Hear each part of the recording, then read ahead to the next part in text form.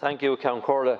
I want to say to the Minister that this is an opportunity for the Department of Finance and for the Government to reimagine their role in the context of future banking in Ireland.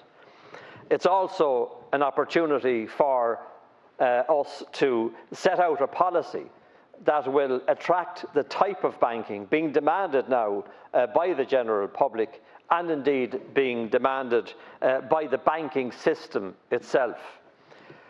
But to really bring this to fruition, we need to look back over the legacy issues that remain in the banks at present. Bank of Ireland, AIB, are the main banks to be considered in this area. There is still legacy debt, and we were told this week by the AIB that they had reduced their bad debt in terms of mortgages and loans down to €4 billion or less.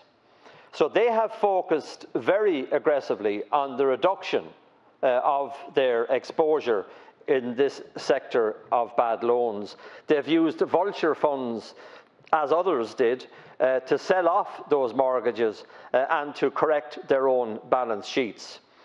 But there are other issues that still remain that tell us a lot about the banking system.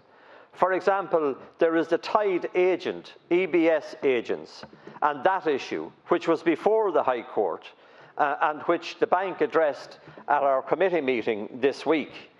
The judge in 2019 suggested to the bank that they should use mediation, that it was a common sense way to approach this problem where two parties had differing opinions. And the judge suggested mediation. Yesterday at the Finance Committee, AIB refused to answer the question as to whether or not they would go into mediation. And quite a lot of the tied agents from the EBS appeared in the public gallery at one session of the committee, and a number of those have died since that meeting. So how long more must the tied agents wait for resolution to a problem that a judge has said could be resolved through mediation?